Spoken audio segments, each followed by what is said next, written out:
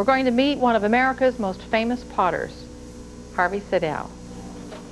Okay, Harvey, before you do that, yep. Whoa! Say hi to the folks. Hi, this is Harvey. Oh, wow, look at that. There you go, and I'm going to get out of the way.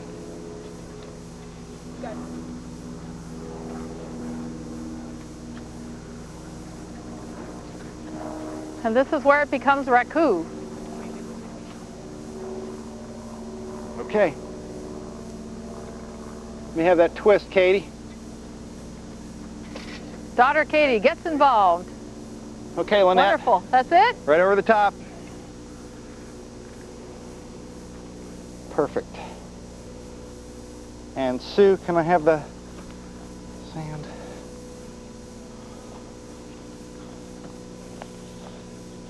So you don't wait until the straw actually bursts into flame, or does that what happens when it's inside the tub? I'm going to burp it in a minute. Oh, okay. All right. Large case of indigestion here. What's it doing? What's it doing? What's happening right now is that the heat of the pot is igniting the newspaper on which it's sitting, which will start a process of flame around the piece.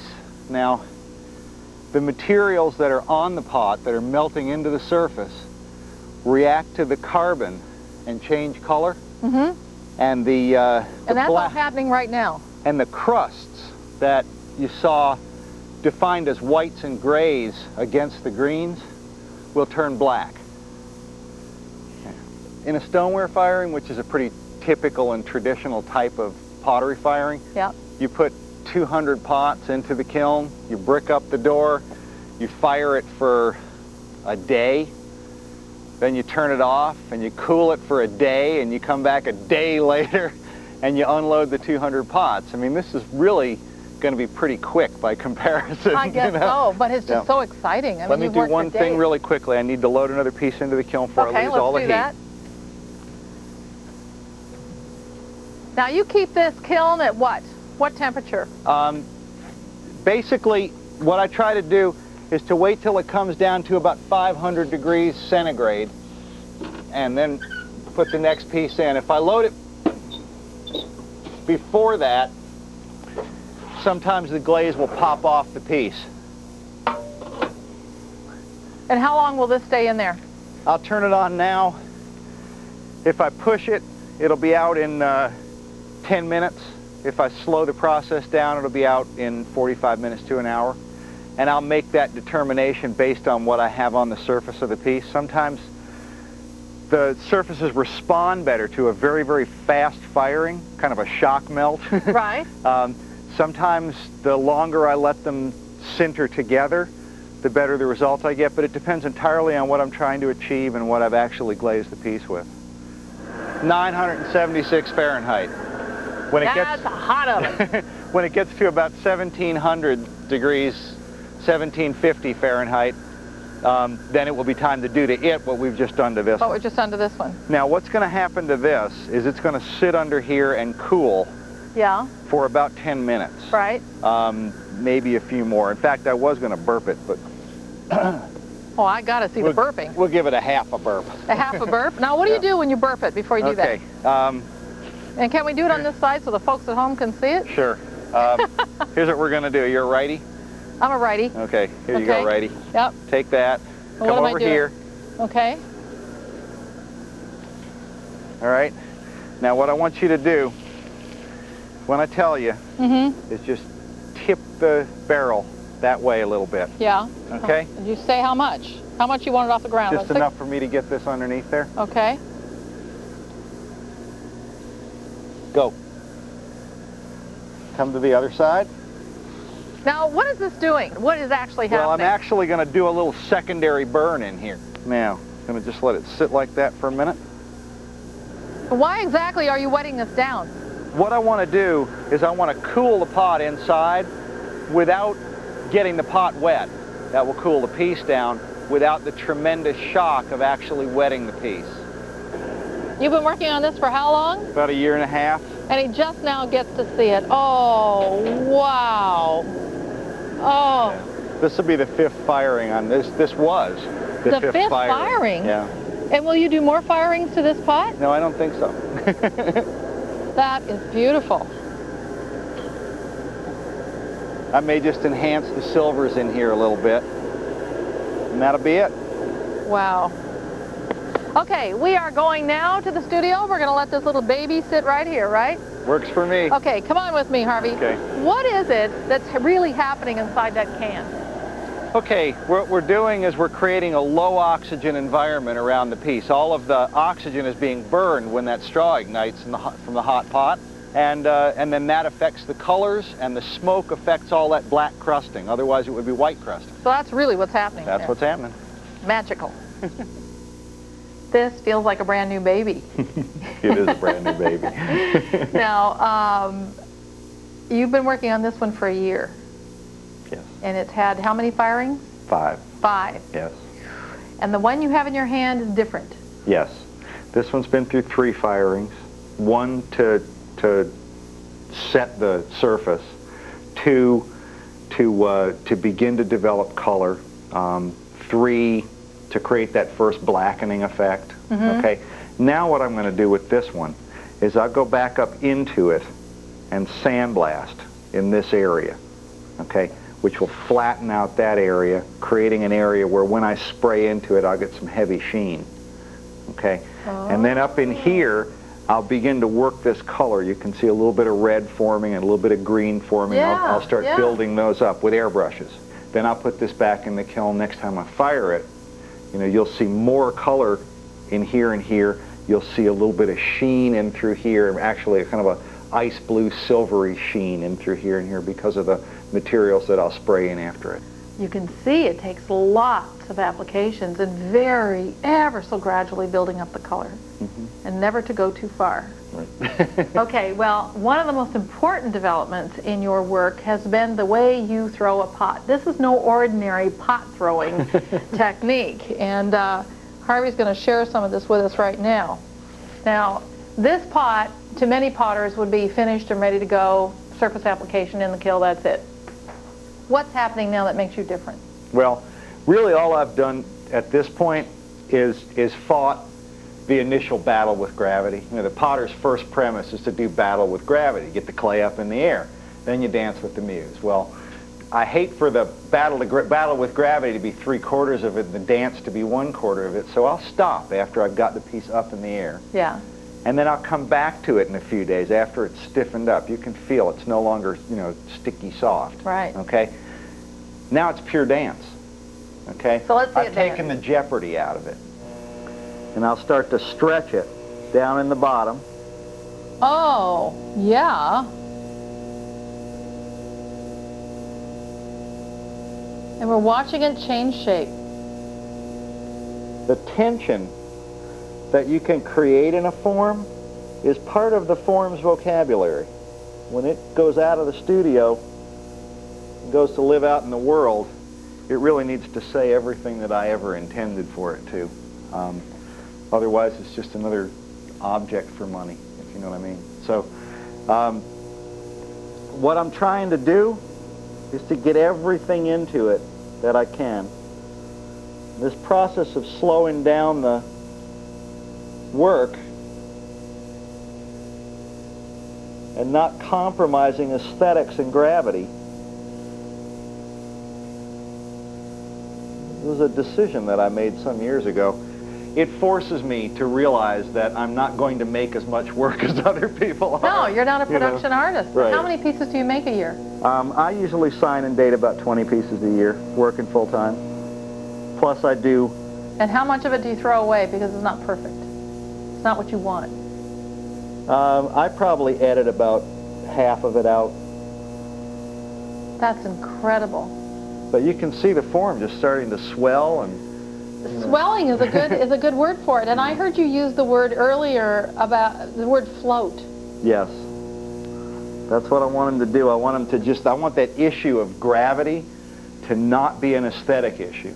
Because I really want the piece to go like a balloon, you know? Like a bird in flight, you know? I'm going to go one more time down here. I'm getting nervous watching you. Well, when I start getting nervous, then I'm going to quit. And I'll come back to it tomorrow, and I'll stretch it even further. Do you? Is there ever a point where you feel like you're losing control of it? Yeah. It's developing a life of its own? Well, I think of it more as a dialogue between the potter and the pot. You know, what if we try this? Well, okay, let's do. You know? Is there an exchange? Let's not. This is not working. You know, and that happens. That kind of goes on. You know, this part of the work, I go much more on feel than on logic. The surface work, I go much more on chemistry and that development of technique. You know, we were talking before, and I mentioned to you, the first time you do something, it's an accident. If you can repeat it, it becomes a technique. You know, that part of it's much more based on logic. This much is based much more on intuition. You know, it's much more of a feel thing between me and the clay.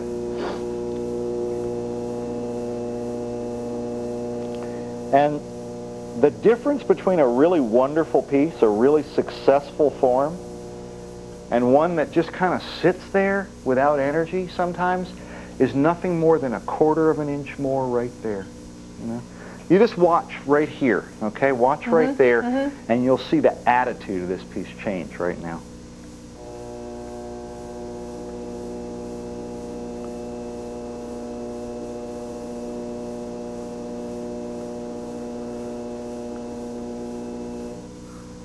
Whoa.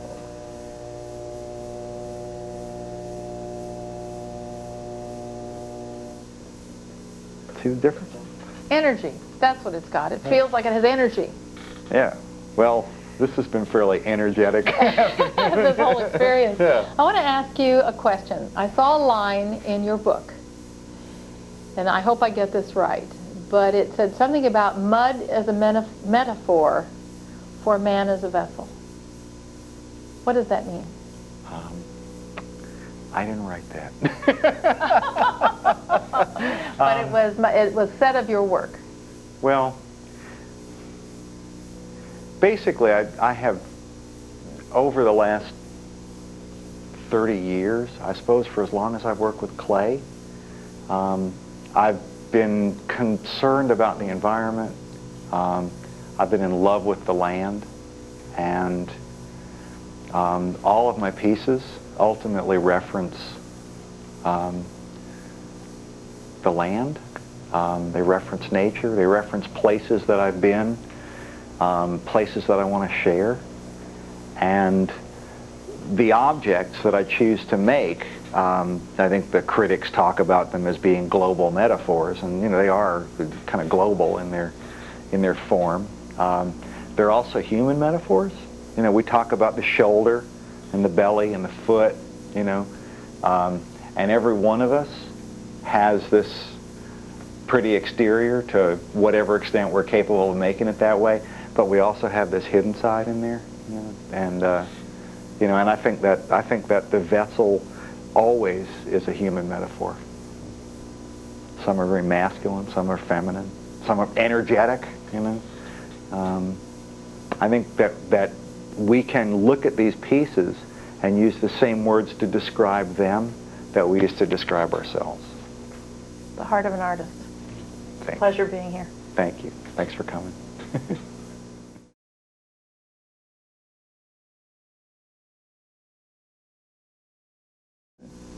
She's a slab ceramicist. In other words, she makes ceramic, like this teapot, this is one of her pieces, out of slabs of clay rather than throwing the clay on a wheel.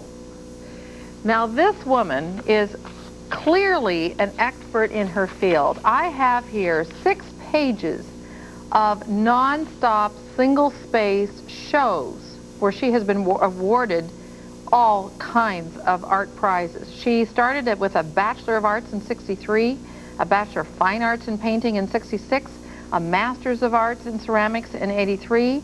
She has videos, books, photographs of her work published in magazines and books. Workshops is a continual career of hers. She hardly has time to make any of her work. She has architectural commissions, books authored and one-woman shows all over the world. This woman is a riot and a half. You have to look at this story.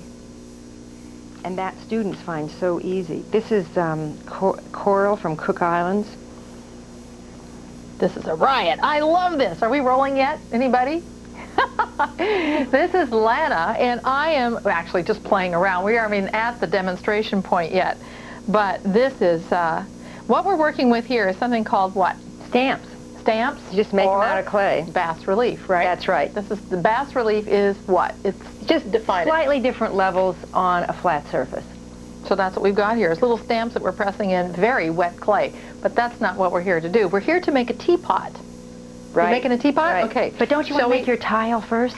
Okay, press that. Choose what area you want and press it in, and we'll make a tile with that. Oh, so I can't do the whole thing. I see. Yeah. Oh, okay. I knew we'll get to the. I don't want to chop off the hand, and I don't want to. Okay, we'll do this. And I just like a cookie You cutter. press this part down really hard, and then this just picks it up. That's right. Okay, then you push the plunger down, and then you can pick it up. Want me to do it for you? Sure. You want to do it? Yeah, okay. yeah. So we pick it up, and then we can put it down wherever we want to dry it. How about right here? That's perfect. And there's the tile. All right. All right. Okay, I need about 230 of those for my kitchen. Is that getting there? By tomorrow. Okay, we are going to make a teapot, and the master is going to take over here. And tell us what you're going to do. Well, it's just like a piece of pie dough, and I've stuck some stamps on it, so now I'll put some more on it. And these are just pressed into different kinds of surfaces. Some are carved, some are hands that I found in jewelry stores. And you make your own stamps? Make all my own stamps. This is all fired clay stamps? Just simple fired clay. Right. So this I stuck a bunch of stuff in, and then I put some coils on top, and you make a lot more than you need. It's not like having children. You don't keep them all. Okay, this is coral from Cook Islands. This is a hobo sign that means hospitable people here. This is a hobo sign. Oh, no, okay, wait a minute. Hobo sign, what we're looking at is a hobo sign that looks like this? That means? This means don't interlocking give up. I want that one. Okay, we all need that. And across is? A cross that's diagonally placed is hospitable people here. That's what the English hobos use. What is this fascination with hobo signs that you have? Where does it come from? It's American culture. I love things African so much, so I was always using African things. And then finally I found symbols I like the looks of, but they were from my culture. So this one is a pre-Christian women's symbol, and in England it meant a spiral. A good job can be found here. So this was just hard clay, and I just carved it out, so you can see the little... The striations in the exactly. in the circle. And here's two little hands. And what do they mean? My daughter's getting married. Aww. It's the wedding favor. Now you're into this symbol thing right now with all of your work. This is going to be the side of a teapot. What are we working on? It's going to be the body. The body. Then I'm going to attach the handles and the spouts and all that stuff to it. Okay, let's do it. Okay. So you take this. And actually I'll do it like this, it'll be a little easier, and roll it around like this and attach it. And okay, then I need a better shape, so I take this and just roll on it. Yeah, you can turn it a little to make it so it sticks together. And that bottom didn't work as well, so we'll quickly go upside down and do that a little more. Okay. Now I need a thing to put it on. And that's enough to make it stick? Yes, because it's soft. It's straight out of the bag. Wow, okay. So we'll add a little goddess to this one. There's the goddess. Now you've got a hand and a goddess. Right. And that's the bottom? That's the bottom. You're going to have a design on the bottom of a teapot? Yeah. So that's the sign of a master. So when you turn it upside down, there's this little surprise. And we'll make this a little bit flatter. But it's also because there isn't glaze that's too melted, so it would melt onto the kill shell. Ah, that's a good idea. And why are you doing that? It's called scoring, and so I'll do it here too. So then when I put them together with a little bit of water, here's the operative word. It sticks together. Ah, got it. Okay, so then we'll put this down here. That goes with smush. Right. We're going to come up with a whole new vocabulary for... Okay, so that's about right. Let's get a little bit better shape. A little oval. Just a little, right. a nice that's right. little... And this could be better, but let's not be too fussy. Ergonomic shape. And we'll go around like that. Whoops, like that. Gee, that clay is soft. Now, tell me while you're doing this, what kind of clay we're working with. This is just a white stoneware clay. That means basic, it's not porcelain. Primary clay. Porcelain is wonderfully white, but it's cranky, cracks, and I don't want to use. Now, that we're stuff. hearing this from somebody who's spent, I don't know how many years, we won't say. Okay, so then I'll put, this is called magic water. I love terms like that. It just actually has soda ash and sodium silicate in it. And why do you do that? To make it stick? To make it stick. Okay. So there's some on there. Like clay glue. That's right. Okay, now here comes the operative word. My students all love that term. No kidding, just a little bit of water. Okay, and I'll do a little bit inside. Now, I'll clean up that bottom more later, but you've got to wait till it's kind of set up. If I cut underneath now to give a nice beveled edge. Oh, you can puff these out, which I'll just do one or two. They look better when they stick out. But neat, yeah. It's little puffs. Should we do one more? Mm-hmm, mm-hmm. All right. Now we need a spout. So we'll make the spout from scratch. Okay. Here's the slab. You just squeeze that closed. Right. So when are we going to open her back up again to make the... It's not going to be a functional teapot. Oh, okay. It's funny what's happened. The functional teapots seem to sell for half as much. And they take a lot more time to make. And you can do so many more things if they're non-functional. So I decided, well... Okay, fine. I'd rather try the other ones then. But now you've got a hollow piece of clay there with no holes in it. What happens when you put it in the kiln? Well, it probably would blow up, except that I'm going to put a hole in to make sure. But some of these areas are so thin because we pressed into them. Oh, and what are you doing? This is just to make the striated lines so that I have an interesting looking spout, because I don't want to put stamps on the spout because too many of the hands would disappear. This is very cool texture. Oh, look at this. See, some of these have broken off. And that's but even then better. It's even better. When my family takes a walk with me on the beach, they say, oh no, when they see something interesting. I mean, I'll go through you just find great stuff. You know what's amazing about you is because you have done this for so long, you have this freedom. You know, most beginners would look at this and want perfection, and the perfection is not art. Well, it is, I guess, in some disciplines, but me. not. But I'm very, very casual. A lot of people are much more precise. Well, I'm glad you think so. I mean, some people just like it much more precisely Studied in done. perfection, you know? So this is the fastest diet there ever was. You just take that off and back there. Okay. And then in order to get it attached, we're going to put this in here. Get this handy tool back again. Oh, well, we'll lay it down. Just change my mind. Artist prerogative. You make this look so easy. Well, it is pretty easy. You just don't keep the first one or two you make. They're sort of test runs, okay? And then this is our other operative word.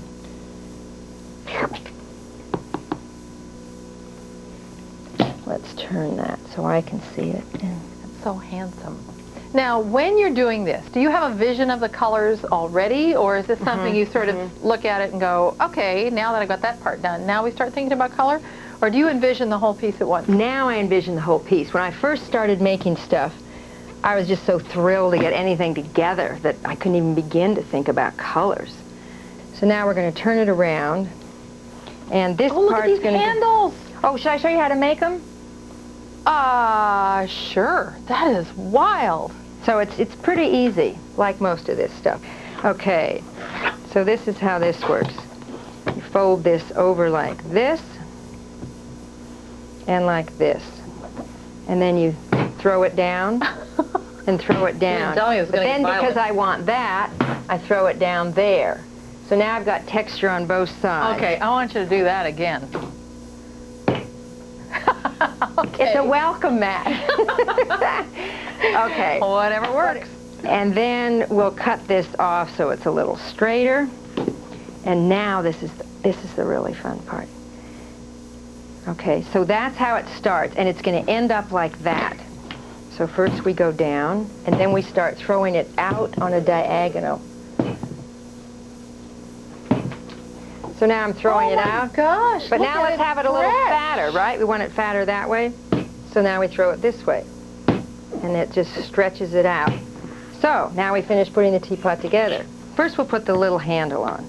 Okay, now you are being very humble about your work, but you have work in galleries all over the United States, some overseas. So there's a very high expectation, at least from yourself, about your work. How much of your work comes out of the kiln that you throw away? I used to throw almost everything away. That's why it's on the, that's why it's on the roof of the studio and halfway down the gully, because I've had a lot of failures, tons of failures. Now I can pretty much get them out, but that's because I put in paper clay and I put more stuff on and fire again. I finally figured out how to do that. It took me a while. So our message to anyone out there who wants to start this as a hobby is patience and laugh. Don't do it with anyone cranky. Sit next to the person who's fun and easy. And you just keep doing it. Take a night class. Just keep fiddling. But you have to have patience. That's the answer. Thank you so much. You're this welcome. has been such a pleasure. Thank you. I had so much fun there. I could have stayed there the rest of the day. And I think I'm going to go back. But I have to show you what we made. What Lana made. Look at that. That's our teapot. Isn't she gorgeous? I just love it.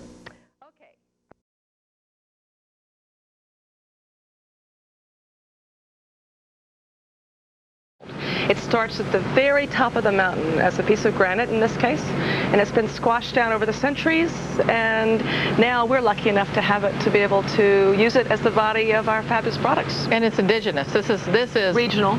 stoneware pottery that comes from this region. Right. Okay, tell me why Louisville stoneware is different than anybody else's stoneware. Well, Louisville stoneware is different because, number one, it's all hand-painted and it's all handcrafted. We literally, as we said earlier, we start with this piece of clay, and we'll show as we have our tour exactly how it's made. And then it's, as I said, it's hand-painted by our 20 resident artists, and it's very, after it's glazed, high-fired.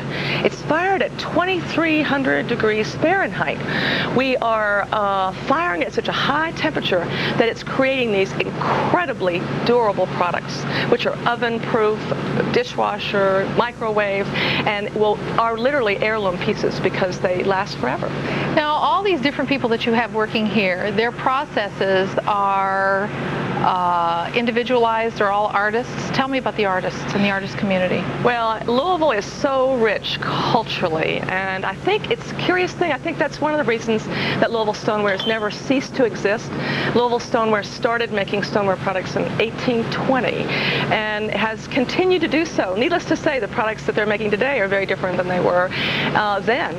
A lot less very basic utilitarian, much more decorative, personalized, wonderful gift items. And the reason we're able to do it at Louisville Stoneware is because we have this incredible talent.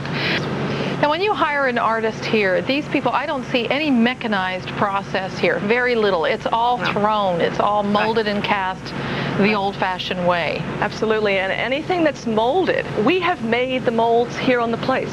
And making a mold is like making a piece of sculpture. It's a remarkable feat in its own right. And every stage along the way, as you will see in the tour, there is another incredible artistic talent that it takes in order to do it.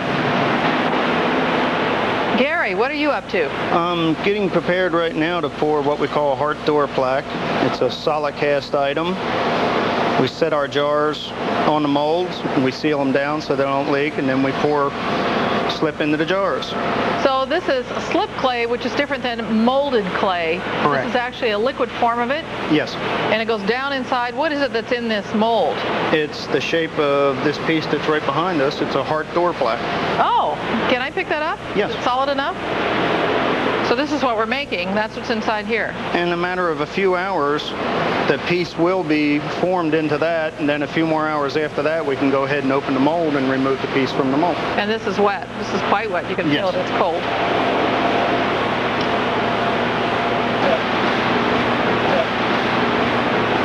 Now, Tom, what are you doing? Well, I'm removing the piece from the mold. We poured these yesterday and let them sit up for a little while and then empty the excess slip out. And today they're ready to come out of the mold. These are the Noah's Ark. It's a birdhouse.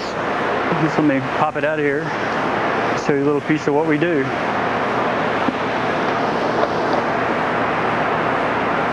And when you take it out of the mold, what do you do? Well, we just try to take off the big chunks. These are called flash points. The clay sort of eases between the molds, and we try to clean them up a little bit before we do the assembly and send them over to the finishers. They try to make what we do look really good. Now, Mary, what are you doing here? Okay, this is an open back duck, and it's a planter. So it has been casted, and it comes over here, and we finish it. I cut the boot off to make it look like a planter. I see. So that's what we do. And the clay is soft. And the clay is soft. This is done wet. So we turn this upside down, and we get the bottom of it. And that makes a smooth finish on it. Then you set it back down, and you take your knife. We just cut this boot out all the way around. Then you take this boot off. Now, what happens to the boot? Well, we throw this away, and this is recycled. And then we go back over it because it has to be to a certain point for the planter. So you go back over a couple times if it's not right. Wow. Tom, what are you up to? Making a 10-ounce mug, coffee mug. And where does the clay come from? Well, my clay comes from it. I got my clay in these tubes over here. Yeah. And we put it in this machine, then it comes through this hose. And I got a little foot pedal down here.